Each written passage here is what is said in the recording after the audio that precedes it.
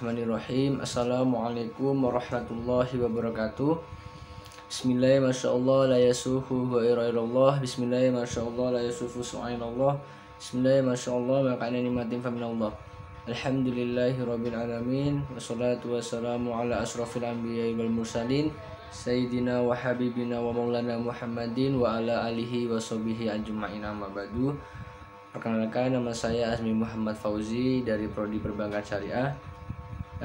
Di sini saya akan mengerjakan tugas UAS matkul filsafat yang diampu oleh Bapak Farijal Falepi, MSI. Baik, soal yang pertama itu apa keterkaitan filsafat terhadap ekonomi Islam? Nah, pengertian filsafat ilmu sebagaimana diidentifikasikan oleh Benyamin dalam bukunya yang berjudul De Linggi, yang memiliki arti bahwa filsafat ilmu adalah cabang pengetahuan. Filsafat yang merupakan telah sistematis mengenai sifat dasar ilmu, khususnya metode, konsep, peranggapannya, serta letaknya dalam kerangka umum dalam pengetahuan intelektual. Filsafat ilmu merupakan kelahan secara filsafat yang ingin menjawab beberapa pertanyaan mengenai hakikat ilmu yang dibagi menjadi 3 landasan pokok penting. Yang pertama, landasan ontologis.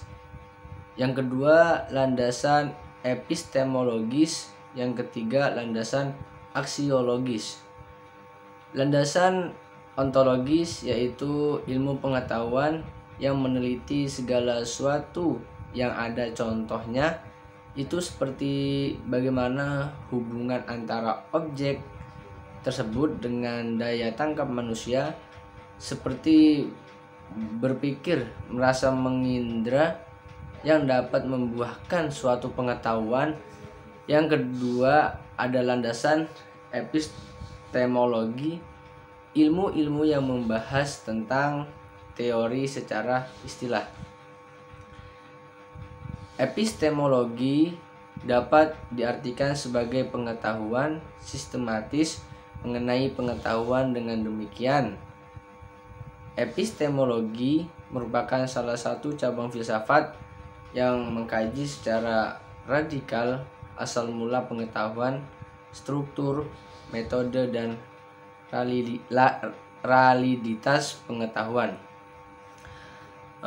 Seperti bagaimana prosedurnya dan hal-hal apa yang harus kita perhatikan agar kita mendapatkan pengetahuan yang benar. Landasan yang ketiga, aksiologis, yaitu kajian tentang nilai ilmu pengetahuan, seperti bagaimana kaitannya antara cara penggunaan tersebut dengan kaidah-kaidah moral sekarang. Apa sih itu ekonomi Islam? Ekonomi Islam adalah sebuah sistem ilmu pengetahuan yang menyoroti permasalahan ekonomi sama seperti konsep konvensional. Hanya saja dalam sistem ekonomi Islam, nilai-nilai Islam menjadi landasan dan dasar dalam setiap aktivitasnya, seperti dalam produksi, konsumsi, distribusi, bahkan transaksi lainnya. Harus sesuai dengan syariat Islam. Jadi apa sih filsafat ekonomi Islam? Filsafat ekonomi Islam merupakan dasar dari sebuah sistem ekonomi yang dibangun berdasarkan falsafah ekonomi yang ada, sehingga dapat diturunkan tujuan-tujuan yang hendak dicapai. Misalnya tujuan kegiatan ekonomi, konsumsi, produksi, distribusi, pembangunan ekonomi. Nah, kebijakan moneter, kebijakan fiskal, dan lain sebagainya yang berkaitan dengan ekonomi di masa klasik dan di masa kontemporer. Keberhasilan dalam bidang ekonomi telah menjadi pola hidup dan standar kehidupan personal maupun komunal di berbagai belahan dunia. Menurut Marshall, ditentukan oleh dua aspek yang sangat penting dominan, yaitu aspek ekonomi dan aspek agama. Tapi aspek ekonomi itu lebih dominan dibandingkan dengan aspek agama. Dalam konteks Islam, peradaban gemilang di masa silam tidak mungkin terwujud tanpa adanya dorongan kekuatan ekonomi. Saat ini diperlukan hanya menggabungkan, dan kekuatan tersebut yaitu kekuatan ekonomi dan kekuatan agama. Dalam suatu bangunan pemikiran yang disiplin, ekonomi Islam dalam rangka kerja, bangunan sosial, budaya, dan politik. Lalu apa sih keterkaitan ekonomi Islam dengan filsafat ilmu? Jadi ekonomi Islam berbasis pada salah satu landasan filsafat ilmu yang epistemologi, keilmuan Islam, karena berhubungan dengan worldview atau pandangan hidup Islam. Menurut Aslam Hanif atau salah satu filsafawan, menggambarkan ekonomi Islam harus melalui konsep ukuran standar forward Islam atau cara pandang Islam yang melibatkan worldview atau pandangan Islam yang melibatkan filsafat Islam berdasarkan pandangan Islam sebagai islamisasi ekonomi. Tidak hanya sebatas tambal sulam atau mengubah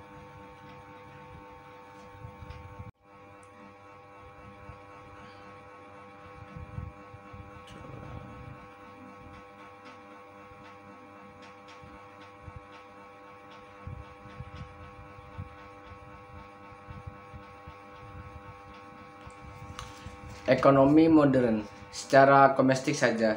Kesimpulannya adalah filsafat ilmu sebagai cabang dari ilmu filsafat dan sekaligus sebagai berperan memberikan ide atau konsep dasar.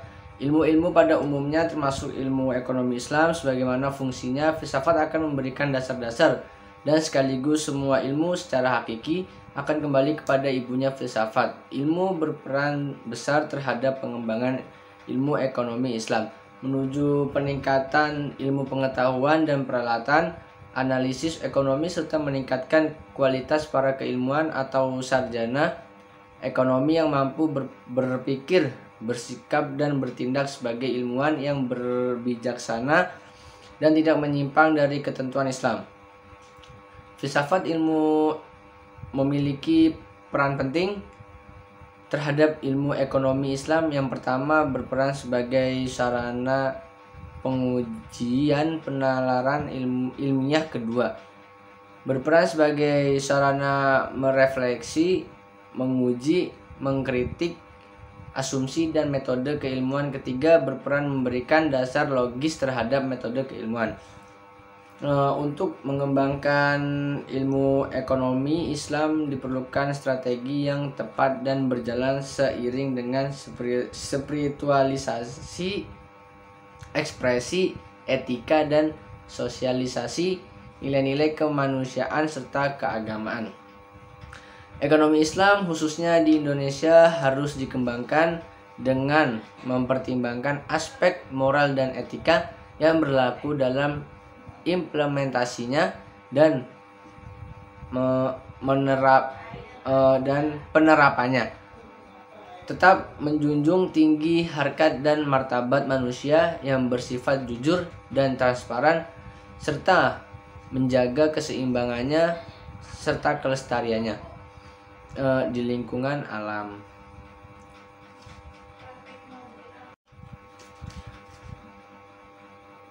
Lalu soal yang kedua, apa keterkaitan filsafat terhadap perbankan syariah?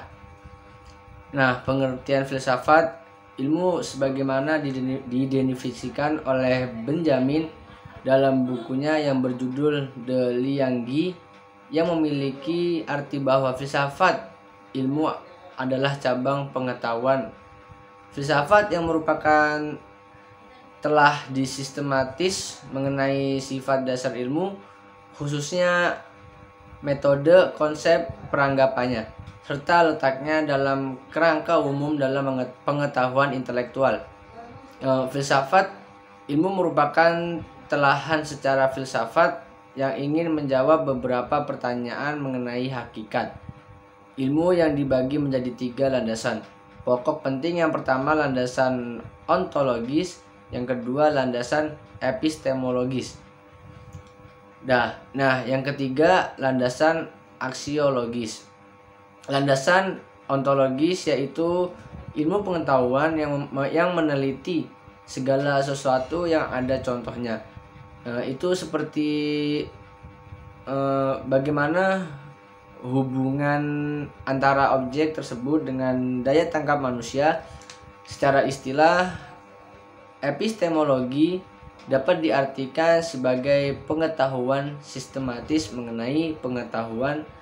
Dengan demikian, epistemologi merupakan salah satu cabang filsafat yang mengkaji secara radikal asal mula pengetahuan, struktur, metode, dan validitas pengetahuan epistemologis perbankan syariah.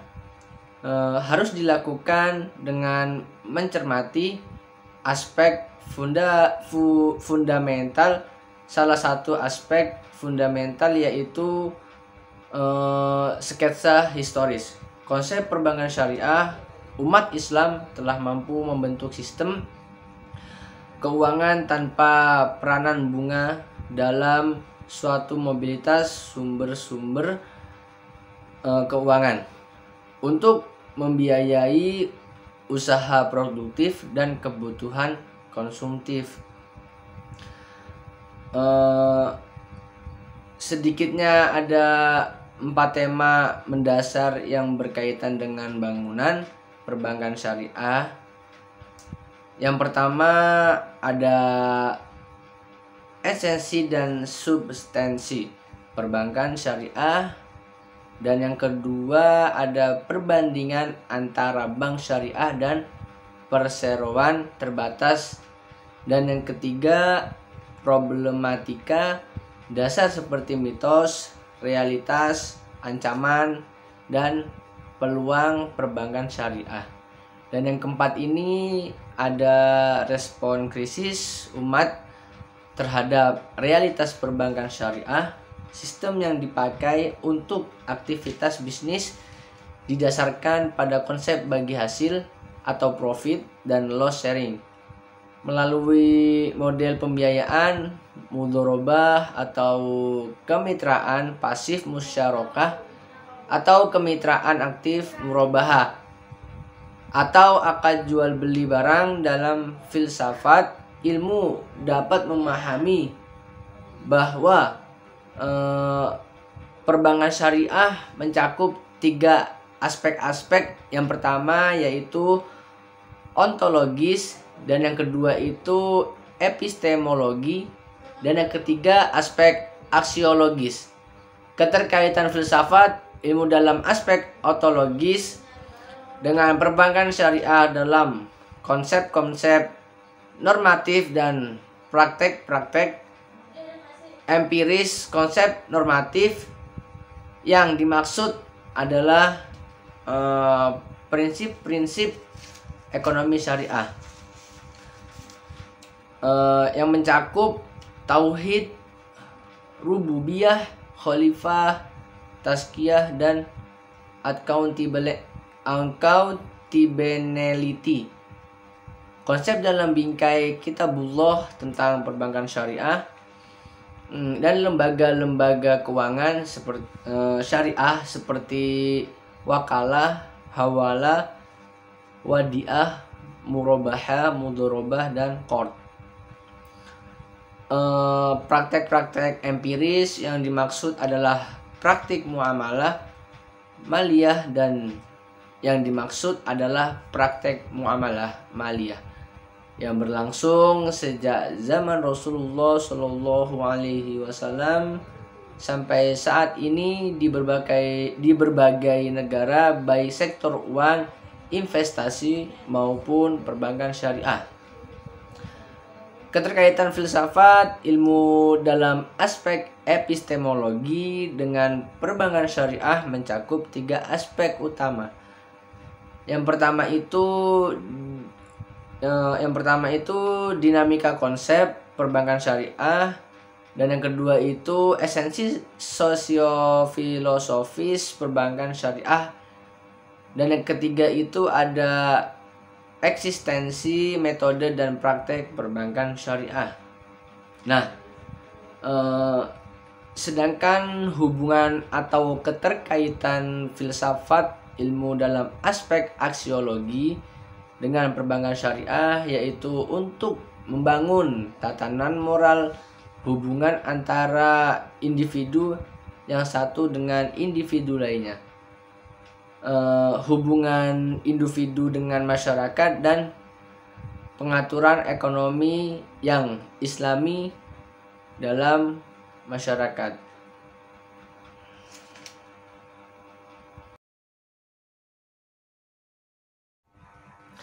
Nah, soal yang terakhir ini, adapun kesimpulan mata kuliah filsafat ekonomi Islam di semester 3 ini menurut saya, sistem adalah suatu kesatuan yang dijadikan landasan untuk melakukan sesuatu. Sistem ekonomi Islam adalah sistem ekonomi yang mandiri, yang mendidik dan membimbing manusia untuk bermuamalah secara jujur dan adil berdasarkan tuntunan syar'i Al-Quran dan hadis. Menyadarkan eksistensi manusia serta mengupayakan sebuah tatanan yang didasarkan pada konsep habluminallah wa habluminan nas. Filsafat ekonomi Islam didasarkan pada 3 konsep filsafat. Tuhan, yang pertama itu ada Tuhan, manusia, dan alam.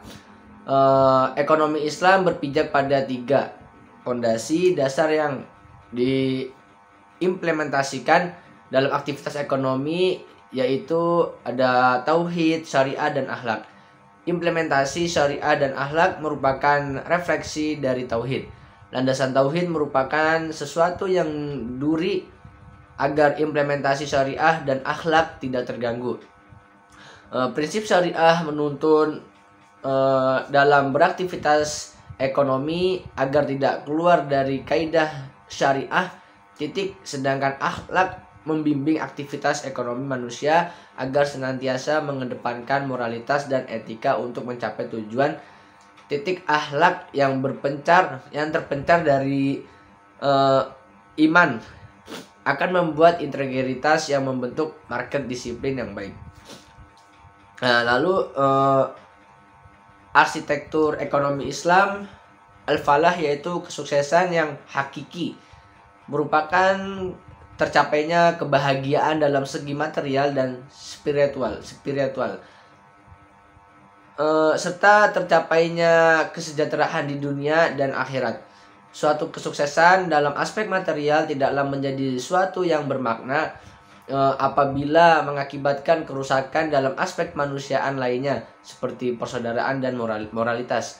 3 pilar ekonomi syariah, ada yang pertama itu keadilan, dan yang kedua itu keseimbangan, dan yang ketiga itu kemaslahatan, yang tercemin dari aktivitas ekonomi yang menghindari riba, maisir, gharar, zolim, dan haram.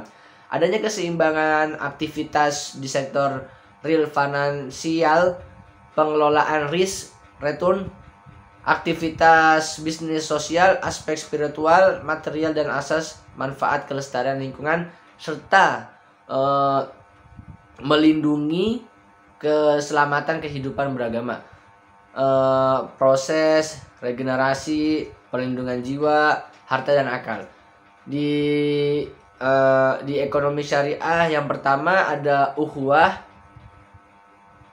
yang meletakkan kata hubungan bisnis dalam konteks persaudaraan universal. dan untuk mencapai kesuksesan bersama. Dan yang kedua ini ada syariah, yaitu yang membimbing aktivitas ekonomi sehingga sesuai dengan kaidah-kaidah syariah. Dan yang ketiga itu ada akhlak, yang membimbing aktivitas ekonomi senantiasa mengedepankan moralitas sebagai cara penyampaian tujuan. Dan yang keempat itu ada akidah, membentuk integritas yang membentuk good governance dan market disiplin yang baik.